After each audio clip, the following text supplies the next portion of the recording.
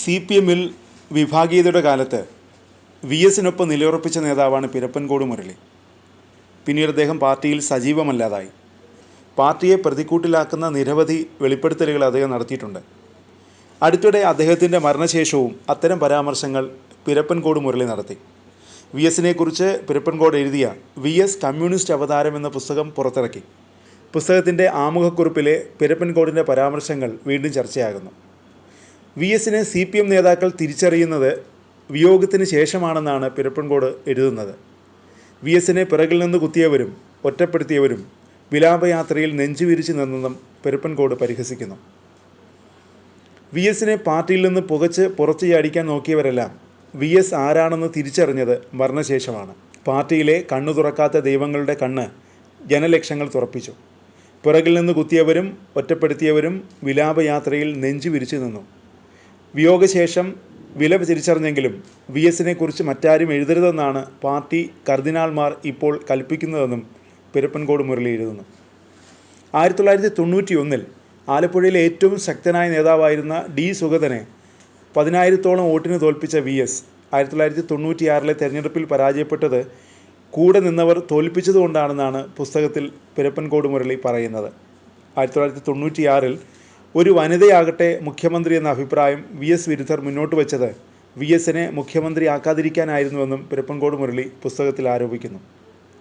ആലപ്പുഴ ജില്ലാ സെക്രട്ടേറിയറ്റ് മെമ്പറും trade union നേതാവും VS-ൻ്റെ സ്ഥിരം വിമർശകനുമായിരുന്ന TK പളനിയെ VS-ൻ്റെ തെരഞ്ഞെടുപ്പ് കമ്മിറ്റി സെക്രട്ടറിയും ചീഫ് ഇലക്ടറൽ ഏജൻറ്റുമാക്കിയത് തിരഞ്ഞെടുപ്പ് അട്ടിമറിക്കാനുള്ള സാധ്യത അനായാസമാക്കിയെന്നും പിരപ്പൻകോട് ആരോപിക്കുന്നു. മാരാരിക്കുളത്ത് കരുതിക്കൂട്ടിയാണ് VS-നെ തോൽപ്പിച്ചത്.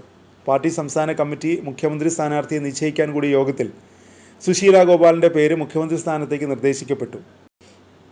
എന്നാൽ ഉടൻ തന്നെ EK നായനാരുടെ പേര് നിർദ്ദേശിക്കപ്പെടുകയും ആ തിരഞ്ഞെടുപ്പിൽ മത്സരിക്കാതിരുന്ന MLA അല്ലായിരുന്ന EK നായനാർ 2 വോട്ടിൻ്റെ ഭൂരിപക്ഷത്തിൽ മുഖ്യമന്ത്രിയായി തിരഞ്ഞെടുക്കപ്പെട്ടുവെന്നും പിരപ്പൻകോട് മുരളി പറയുന്നു. ഇടമലയാർ കേസ്, മതികെട്ടാൻ മല, മുത്തങ്ങ സമരം, കാസർകോട്ടെ എൻഡോസൾഫാൻ ദുരന്തം, പൂയംകുട്ടി വനം കയ്യേറ്റം, വിവിധ പെൺവാണിഭ കേസുകൾ തുടങ്ങിയ വിഷയങ്ങളിൽ VS എടുത്ത നിലപാടുകളും വിട്ടുവീഴ്ചയില്ലാത്ത നടപടികളും പുസ്തകത്തിൽ പിരപ്പൻകോട് മുരളി വിവരിക്കുന്നുണ്ട്. തുടർച്ചയായി പാർട്ടി നേതൃത്വത്തോട് ഇടയേണ്ടി വന്ന VS-ൻ്റെ നിലപാടുകൾക്ക് കൂച്ചുവിളങ്ങിടാൻ പാർട്ടി സെക്രട്ടേറിയറ്റ് തീരുമാനിച്ചത് സ്ഥാനാർത്ഥിത്വം വിലക്കിക്കൊണ്ടായിരുന്നു. അതിന് കാരണമായി അവർ നിരത്തിയത് VS ന്യൂനപക്ഷ വിരുദ്ധനും വികസന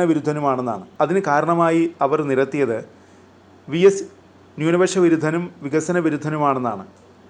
പാർട്ടി സംസ്ഥാന കമ്മിറ്റിയുടെ തീരുമാനത്തെ അട്ടിമറിച്ച ജനരോഷവും ഒടുവിൽ VS-നെ മത്സരിപ്പിക്കാനുള്ള തീരുമാനത്തിൽ പാർട്ടി എത്തിച്ചേർന്നതിനെക്കുറിച്ചും മലമ്പുഴയിൽ മത്സരിപ്പിച്ചതിനെക്കുറിച്ചുമൊക്കെ പുസ്തകത്തിൽ പിരപ്പൻകോട് മുരളി പറയുന്നുണ്ട്. VS-നെ ക്യാപിറ്റൽ പണിഷ്മെൻറ്റിന് വിധേയമാക്കണമെന്ന് പറഞ്ഞ യുവനേതാവിനെ തിരുത്താൻ പാർട്ടി നേതൃത്വം തയ്യാറായില്ലെന്ന് VS-ൻ്റെ മരണശേഷം പിരപ്പൻകോട് മുരളി ആരോപിച്ചിരുന്നു.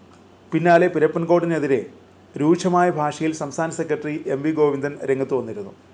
MV ഗോവിന്ദന് 4-ാം കിട സൈബർ പോരാളിയുടെ ഭാഷയാണെന്നും പുസ്തകത്തിൽ പിരപ്പൻകോട് മുരളി തുറന്നടിക്കുന്നുണ്ട്.